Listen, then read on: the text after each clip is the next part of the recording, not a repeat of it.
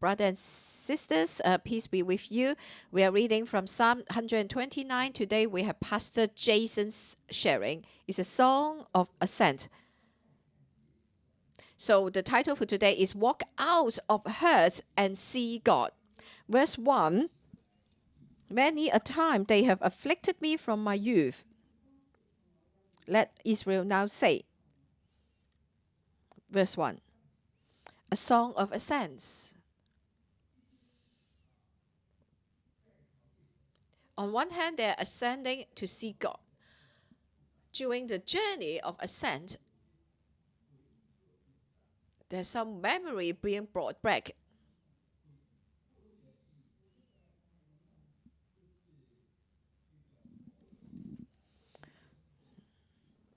Many a time they have afflicted me from my youth, let Israel now say. It's like I have been oppressed since I was young, and then I have grown up now. That's the history of the growth of Israel.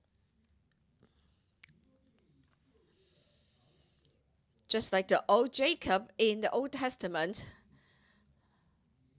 he was old in age, and then he came before Pharaoh, the king of Egypt.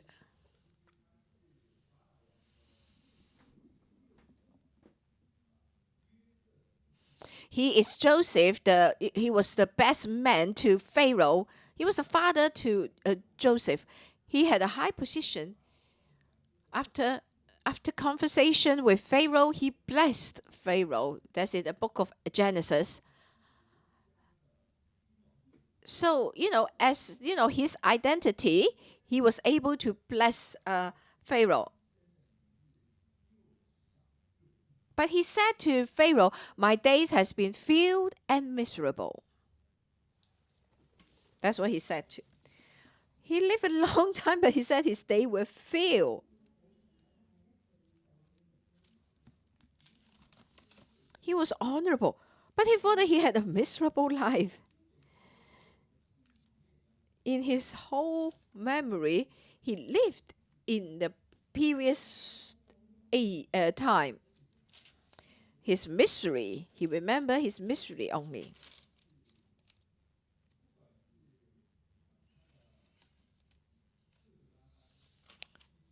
He was bullied by his uncle Laban.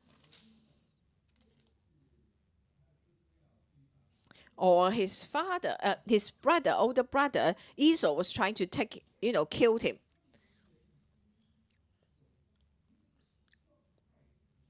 He was living a good life, but in his memory, he stayed in this period old time in his memory. We must walk out from our previous hurts and then see God. Jacob was like that. And then Joseph had a hard life as well. He was betrayed and sold as a slave by his own brothers. He was being accused wrongly. He was kept in the prison for no reason.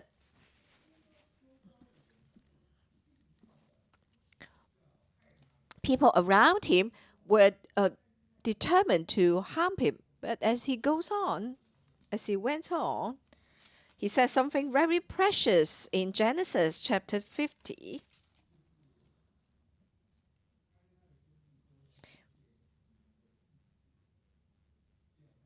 So Genesis chapter 50, verse 20. So he said to his brother, as for you, you meant evil against me, but God meant it for good. Yes, people meant evil against us, but God meant it for good, and God's plan is good. Joseph, from his hurt, he saw the God behind his hurts.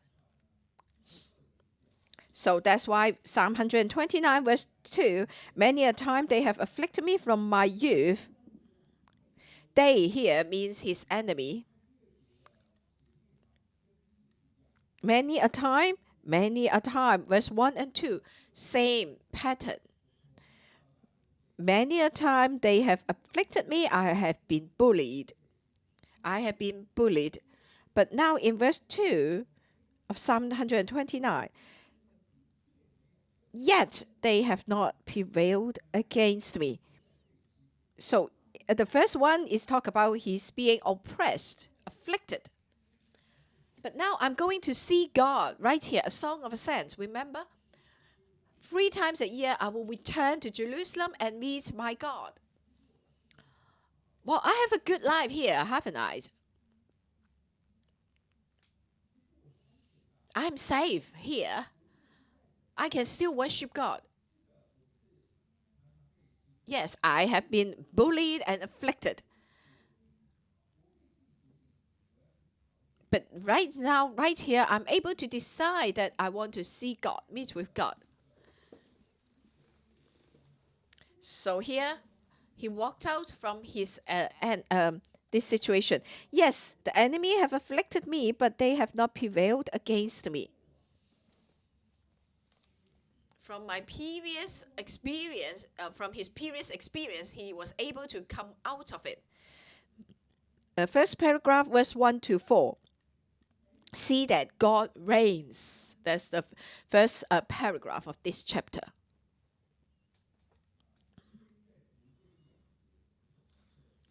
When I read verse 1 and 2, I'm being inspired.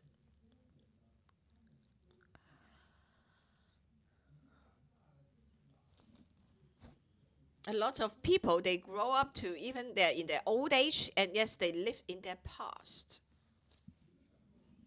Maybe they were so poor when they were young. They were so poor when they were young. But now they grow up, they have money and quite well off. But his mindset stays. They need to save. They dare not to spend money in a good way. No, dare not to.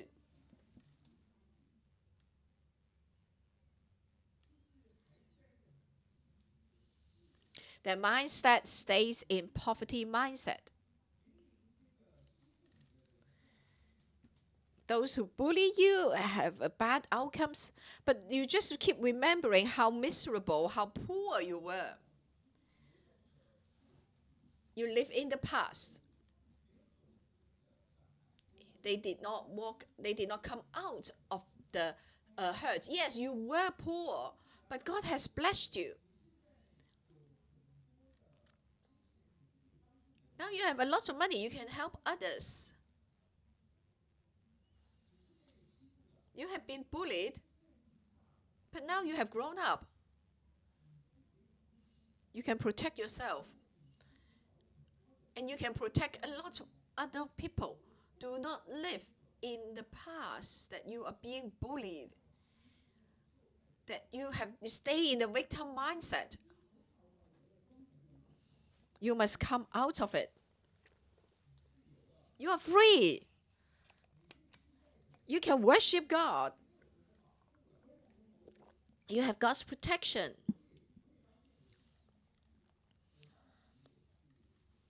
I have this same problem to me.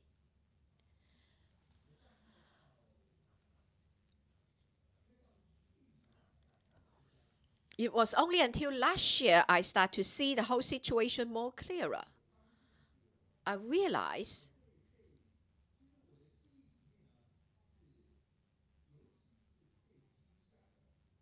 I had few shocking memories in me, frightening. Maybe when I was in kindergarten. So when I was in when I was in kindergarten, we went out for a family trip. When we came back, there was a snake on our bed. The whole house panicked. So my father seek help from our neighbor and killed that snake. And then when I was in secondary school, one day it was a holiday. I had a light in. I slept till really late.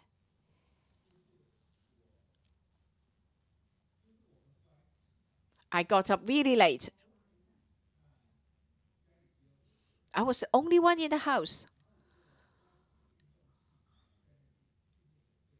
So I was getting this exercise stuff to try to train my back. But because I just woke up, my back, my muscle was not in tone yet.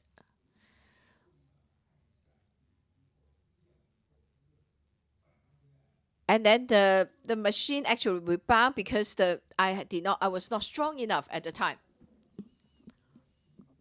And then my glasses was broken. And then my eyes were bleeding. I was so scared. And then I was wondering, I was so worried, am I blind? After a long time.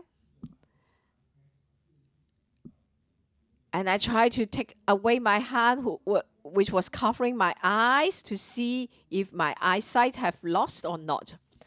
I was wondering if I have lost my eyesight or not. But of course, I'm standing here. Obviously, I was not blind.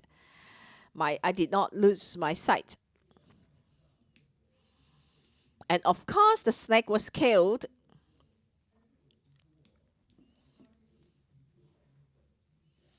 But I stay in that fright, in that shock.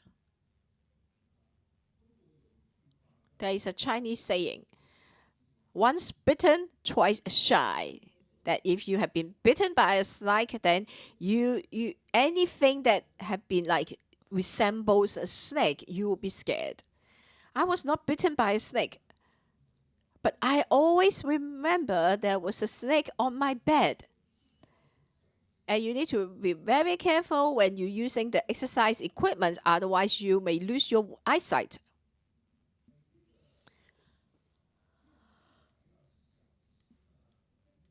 Yes, you need to be careful when you use this exercise equipment. But my memory stayed in the fright. I am so scared about this memory. I am scared about the snake.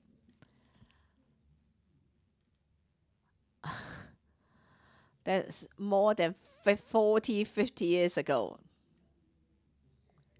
But I can still vividly remember. You can imagine how frightened I was. My key point was, well, the snake never hurt me.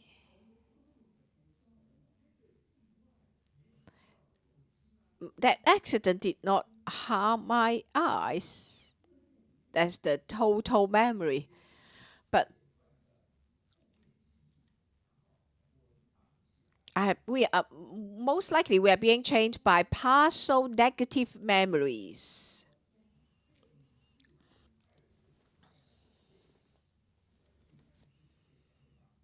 Many a time they afflicted me. Afflicted here in the original text means chained up. That means we are being chained up by all these memories. We're unable to come loose of it.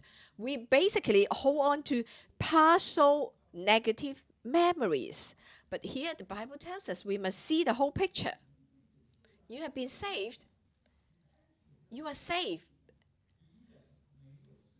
The enemy have not prevailed against me. That's the total full picture.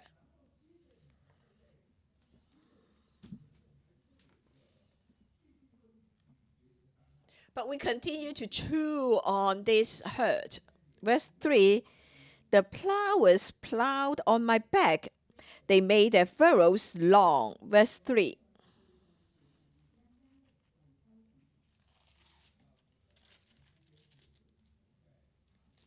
So the plowmen have plowed my back. And then they made their furrows long. And here they have plowed my back, and there are these long furrows on me.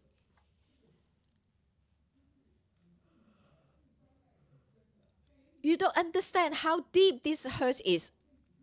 Look at this. I still got this furrow on me. You can imagine how deep that hurt was.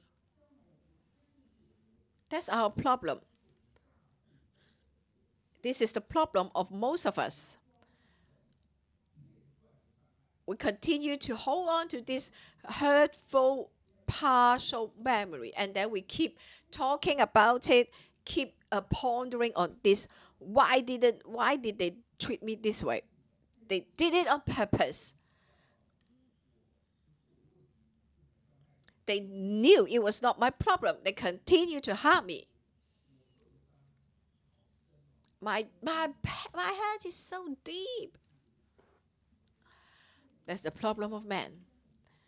But as we worship God, as we go and meet Him, as we go on, we will come to our senses. Yes, I'm safe now. Now I can go and see our God. Yes, God has protected me. Now verse 4. The Lord is righteous. He has cut in pieces the cords of the wicked. I was being chained up, bound up. But God has cut in pieces the cords of the wicked. 3 levels here. The first one, live in the memory of the hurt. The second level, walk out of the hurt. You can see that the enemy has not prevailed against you. Then the third level, you realize that the Lord is righteous. He rules, He reigns, and He has cut in pieces the cords of the wicked. We ask that may God help us. Do not stay in the hurt and keep pondering on those hurtful experiences. This person mistreated me. My primary classmate bullied me. Secondary classmate bullied me. And college, so-and-so in college bullied me. My girlfriend bullied me. My colleagues bullied me.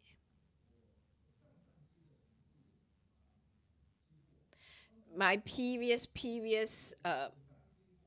colleagues bully me.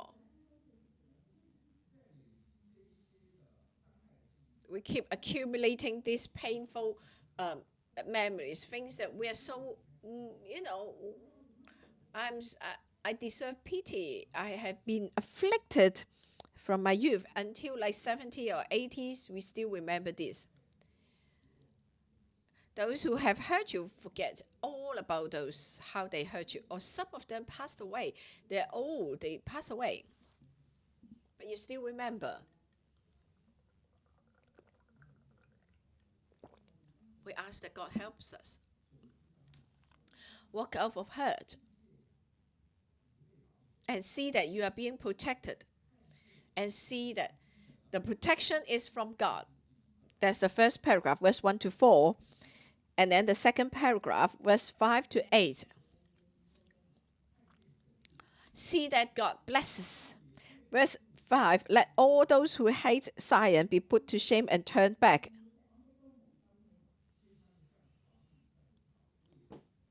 Let them be as the grass on the housetops, which withers before it grows up. When we read verse 5 to 6, at that moment, when the time that he wrote this psalm, they were still facing enemies, the psalmist. On one hand, they faced enemy. On the other hand, you are still free. You can still worship God.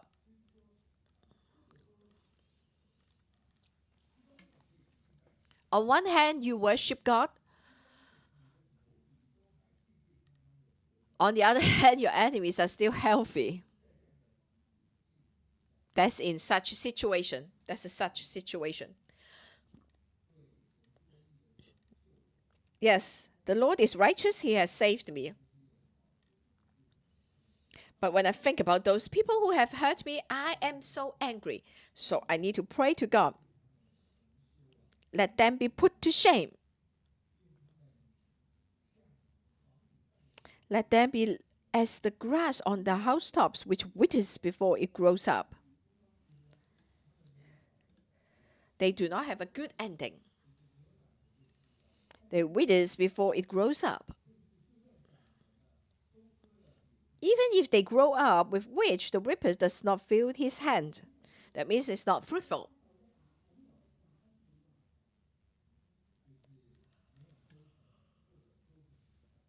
No harvest, or there was hardly any harvest. They did not even have the desire to harvest. Well, not feel his hand, then why to go to the housetops and harvest? Verse 8, neither let those who pass by them say, the blessing of the Lord be upon you. We bless you in the name of the Lord.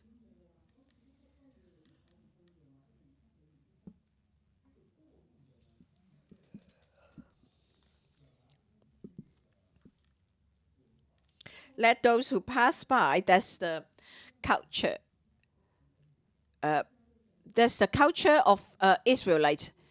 They speak gracious words.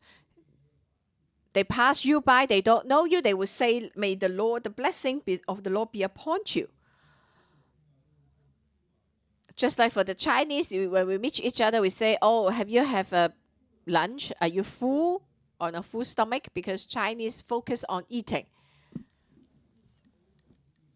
But the greeting of the Israels on other people will be, may the blessing of the Lord be upon you. That means they highly regard the blessing of the Lord. Here it says, even those who walk past do not say to them, the blessing of the Lord be upon you. They do not receive the blessing of God. They don't receive even a tiny bit of the blessing of the Lord. That means the blessing is important. Those who harm you, they will not receive any blessing. We must ask God to help us.